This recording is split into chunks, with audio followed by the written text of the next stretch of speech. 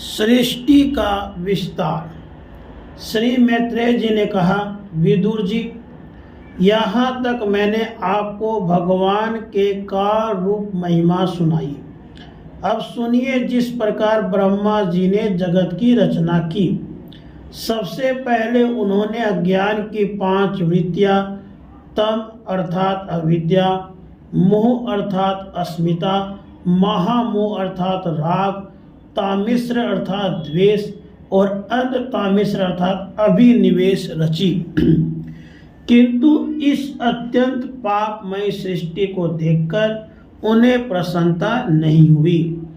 तब उन्होंने अपने मन को भगवान के ध्यान से पवित्र कर उससे दूसरी सृष्टि रची।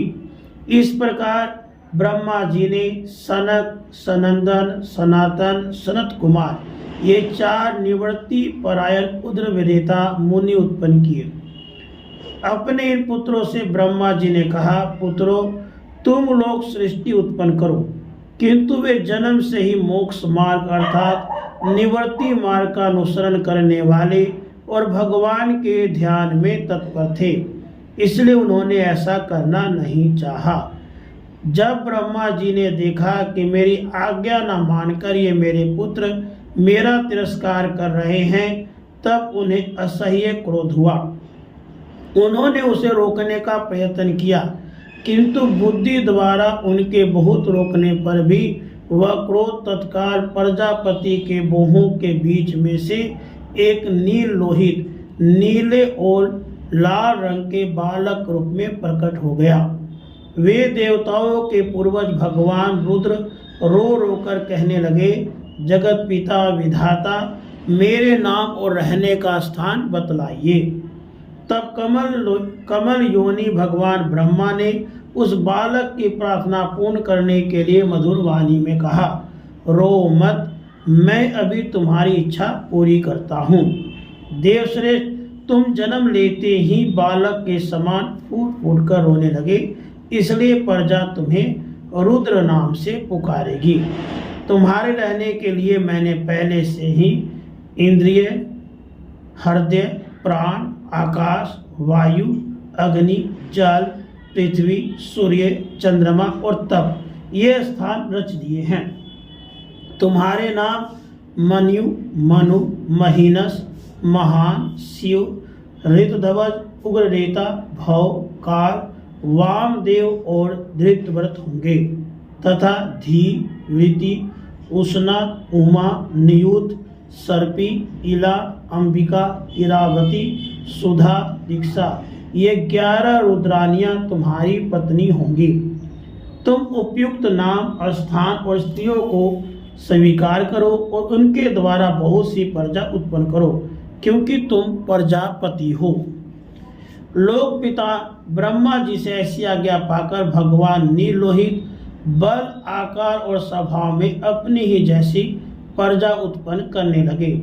भगवान रुद्र के द्वारा उत्पन्न हुए उन रुद्रों को असंख्य युद्ध बनाकर सारे संसार को भक्षण करते देख ब्रह्मा जी को बड़ी शंका हुई।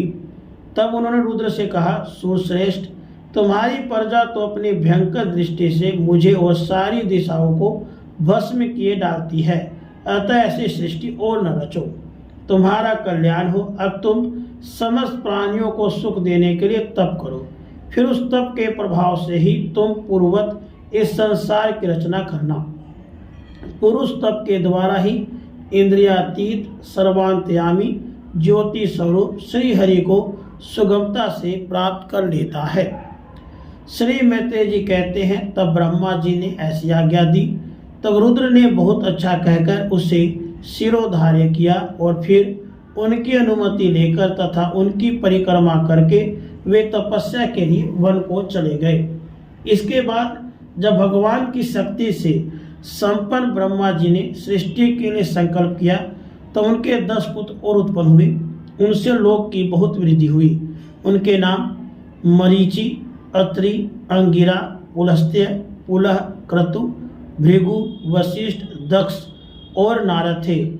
इनमें नारद जी प्रजापति ब्रह्मा जी के गोद से, दक्ष अंगूठे से, वशिष्ठ प्राण से, भृगु त्वचा से, क्रतु हाथ से, पुला नाभि से, पुरुषत्य ऋषि कानों से, अंगिरा मुख से, अत्रि नेत्रों से और मरीचि मन से उत्पन्न हुए।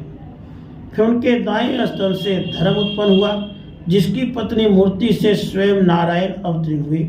उनकी पीठ से अधर्म का जन्म हुआ और उससे संसार को भयभीत करने वाला मृत्यु उत्पन्न हुआ। इसी प्रकार ब्रह्मा जी के हृदय से काम, भौहों से क्रोध, नीचे के होठ से लोभ, मुख से वाणी के अधिष्ठात्री देवी सरस्वती, लिंग से समुद्र, गुदा से पाप का निवास स्थान, राक्षसों का अधिपति निरति, छाया से देवहूति के पति भगवान कर्दम उत्पन्न हुए। इस तरह यह सारा संसार जगतकर्ता ब्रह्मा जी के शरीर और मन से उत्पन्न हुआ। ब्रह्मा जी ने पहला कामासक्त शरीर, जिससे कुहरा बना था, छोड़ने के बाद दूसरा शरीर धारण करके विश्व विस्तार का विचार किया।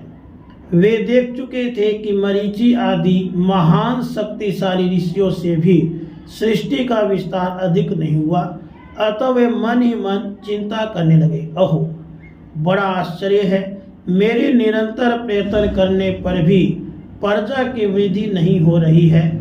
मालूम होता इसमें देव ही कुछ विघ्न डाल रहा है। जिस समय यथोचित क्रिया करने वाले श्री ब्रह्मा जी इस प्रकार देव के विषय में विचार कर रहे थे, उसी समय अकस्मात उनके शरीर के दो भाग हो गए। का ब्रह्मा जी का नाम है, उन्हीं से वक्त होने का शरीर को काय कहते हैं। उन दोनों विभागों से एक स्त्री पुरुष का जोड़ा प्रकट हुआ। उनमें जो पुरुष था वह सार्वभौम सम्राट श्याम्भु मनु हुए और जो स्त्री थी वह उनकी महारानी शतरूपा हुई। तब से मिथुन धर्म स्त्री पुरुष संभोग से प्रजा की वृद्धि होने लगी। महाराज श्याम्भु मनु ने शतरूपा से 5 संतानें उत्पन्न की। साधु शिरोमणि विदुर जी, उनमें प्रियव्रत और उतानपाद 2 पुत्र थे। आकुति, देवहूति और प्रसूति 3 कन्याएं थी। मनु जी ने आकुति का विवाह रुचि प्रजापति से किया। मंजली कन्या देवहूति कर्दम जी को दी और प्रसूति दक्ष प्रजापति को। इन तीनों कन्याओं की संतति से सारा संसार भर गया। राधे कृष्ण।